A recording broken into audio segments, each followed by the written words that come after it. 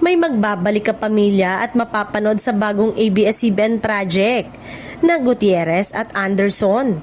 Excited ang mga kapamilya fans dahil ngayong 2026 ay may bagong action series na pagsasamahan ni na Gerald Anderson at Richard Gutierrez. Dalawang malalaking pangalan sa industriya ng telebisyon at pelikula. Ang nasabing proyekto ay opisyal na nakumpirma at inaasahang bahagi ng line-up ng ABS-CBN ngayong taon na malaki ang pag-asa na magpasabog sa mga manonood ng kapamilya teleserye. Ang upcoming action series ni na Richard at Gerald ay ididirect ni FM Reyes, isang kilalang direktor sa genre ng action drama. Ayon sa Entertainment Report, pareho silang nag-express ng excitement at mabigat na paghahanda para sa kanilang project.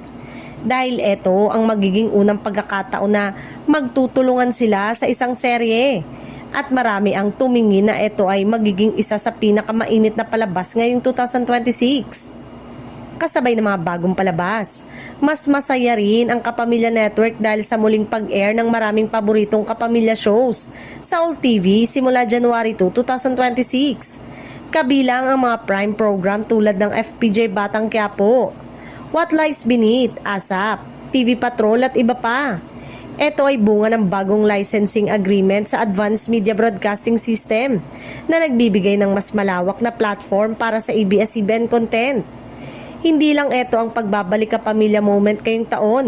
Marami ring kapamilya artist ang mas aktibo at mas aabangan sa mga live shows, serye at iba pang entertainment formats. Ang pagbabalik ng ASAP sa Kapamilya Channel sa All TV ay isang malinaw na tanda na muling makikita ang mga iconic kapamilya performers sa Free TV at iba pang media platform ngayong 2026. Sa kabuuan, ang 2026 ay tila magiging malakas para sa Kapamilya Entertainment. May bagong action series na pinagsasamahan ni na Gutierrez at Anderson. Mas maraming palabas na mapapanood sa mas malawak na audience platform.